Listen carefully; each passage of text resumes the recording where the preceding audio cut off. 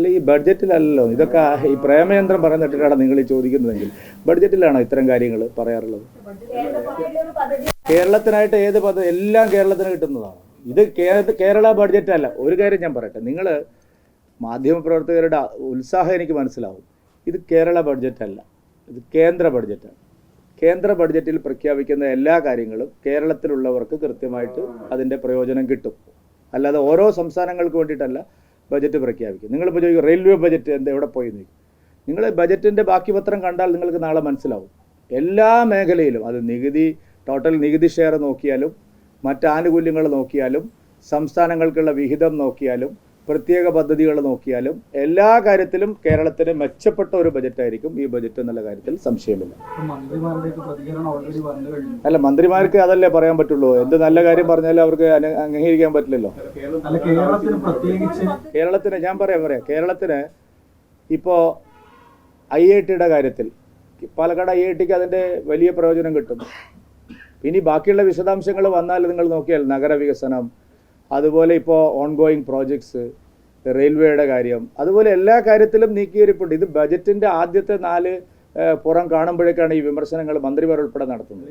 ബജറ്റിൻ്റെ മുഴുവൻ നെല്ല് സംഭരണം എന്ന് പറഞ്ഞാൽ, നെല്ല് സംഭരണത്തിന് ഓരോ വർഷവും നമുക്കെല്ലാം അറിയുന്ന കാര്യമല്ലേ. കേരളത്തിലെ നെൽകർഷകർ നേരിടുന്ന പ്രശ്നം എന്താണ്? കേന്ദ്ര സർക്കാർ നെല്ലിൻ്റെ താങ്ങുവില വർദ്ധിപ്പിച്ചുകൊണ്ടേയിരിക്കുകയാണ്. കേരളം കൊടുത്തുകൊണ്ടിരുന്ന ഇൻസെൻറ്റീവ് കുറച്ചുകൊണ്ടേയിരിക്കുകയാണ്. കേരളം ഇൻസെൻറ്റീവ് കുറച്ചതുകൊണ്ടാണ് പ്രയോജനം കിട്ടാത്തത്. കേന്ദ്രം കൊടുക്കുന്ന പണം കർഷകർക്ക് നൽകാതെ അവർ പാടശേഖരങ്ങളിലെ ഷീട്ട് വെച്ച് നിങ്ങൾ വായ്പ എടുക്കണം എന്നാണ് പറയുന്നത്. ഇതെല്ലാം മറച്ചു വെക്കാനാണ് ഈ പ്രചരണം നടത്തുന്നത്.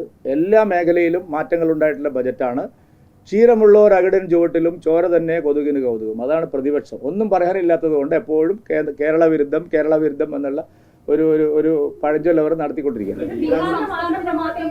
അങ്ങനെ അതൊക്കെ വെറുതെയാണെന്ന്. ബീഹാറിന് മാത്രം എന്നൊക്കെ പറയുന്നതിൽ ഒരു അടിസ്ഥാനമില്ല. ബീഹാറിലെ കർഷകരുമായി ബന്ധപ്പെട്ട വിഷയങ്ങളാണ്.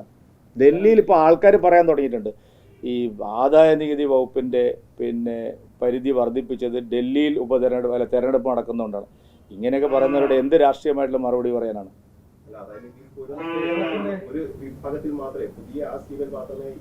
അങ്ങനെയല്ല. അതെങ്ങനെയാണ്? 12 ലക്ഷം വരെ ആദായ നികുതി വകുപ്പിന്റെ കൊടുക്കണ്ടെന്ന് പറഞ്ഞാൽ എല്ലാവർക്കും അതിന്റെ ആനുകൂല്യം കിട്ടില്ലേ? അല്ല, അതിന്റെ 12 മുതൽ 15 വരെ, 15 മുതൽ 24 വരെയൊക്കെയുള്ള സ്ലാബ് ഒന്ന് നിങ്ങൾ നോക്കൂ. എല്ലാം കൊണ്ടും ഇടത്തരക്കാർക്ക് പ്രയോജനം നൽകുന്ന ഒരു ബജറ്റാണ്.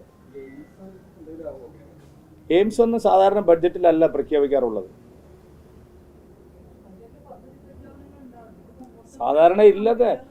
അതൊക്കെ നിങ്ങൾ പഴയ 10-11 കൊല്ലം മുമ്പുള്ള ബജറ്റ് നോക്കിയിട്ടാണ് നിങ്ങൾ പറയുന്നത്.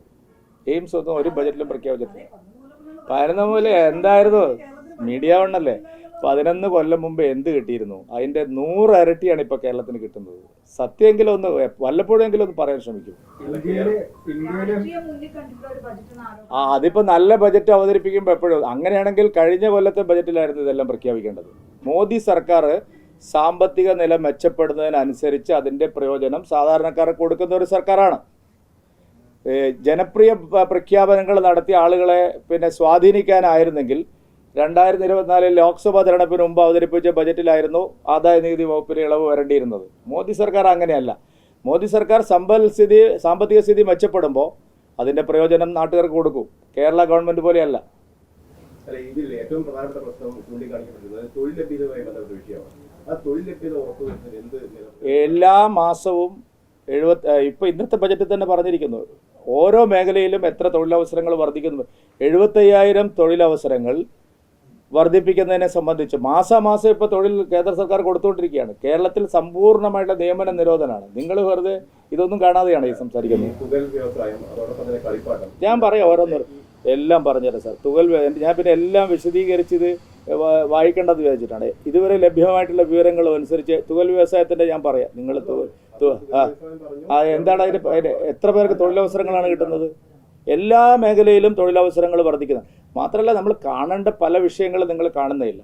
ജീവൻ രക്ഷാ മരുന്നുകളുടെ 36 പ്രധാനപ്പെട്ട മരുന്നുകളുടെ അതിൻ്റെ ഉൽപ്പന്നങ്ങളുടെ, പ്രത്യേകിച്ച് ക്യാൻസർ പോലുള്ള രോഗങ്ങൾ ഏറ്റവും കൂടുതൽ വർദ്ധിക്കുന്ന സ്റ്റേറ്റാണ്. കസ്റ്റംസ് ഡ്യൂട്ടി പൂർണ്ണമായിട്ടും എടുത്തു കളഞ്ഞു. മരുന്നിൻ്റെ വില 1/3 കുറയുകയാണ്. മലയാള മാധ്യമങ്ങൾ ഇതൊക്കെ ഒന്ന് എടുത്ത് പറയണം. പല വിഷയങ്ങളും, അതായത് അതുമായി ബന്ധപ്പെട്ട വിഷയങ്ങൾ തുകലിന്റെ ഡ്യൂട്ടി ഒഴിവാക്കിയതിനെ സംബന്ധിച്ച് എല്ലാം തൊഴിൽ വ്യവസായത്തിനൊക്കെ വലിയ വലിയ പ്രയോജനമാണ് ഉണ്ടാകുമ്പോൾ അത് വഴി ബന്ധപ്പെട്ട് സംരംഭങ്ങൾ നടത്തുന്നവർക്കെല്ലാം അതിന്റെ പ്രയോജനം ഉണ്ടാവും. അതുമായി ബന്ധപ്പെട്ട് തൊഴിലെടുക്കുന്നവർക്കെല്ലാം അതിന്റെ പ്രയോജനം ഉണ്ടാവും. കേരളത്തിലെ പേരെടുത്ത് പറഞ്ഞിരിക്കുന്നത് IIT അല്ലെന്ന് അങ്ങനെ ഇപ്പൊ എല്ലാ സംസ്ഥാന ഒരു സംസ്ഥാനത്തിന്റെയും പേര് പറഞ്ഞിട്ടില്ല. ബീഹാറിന്റെ പേര് അല്ല, തുടക്കം മുതൽ അവസാനം ബീഹാറിന്റെ പറഞ്ഞിട്ടുണ്ടെന്ന് വിചാരിച്ചിട്ട് ബാക്കിയിൽ എത്ര ബീഹാർ മാത്രമാണോ സ്റ്റേറ്റ്?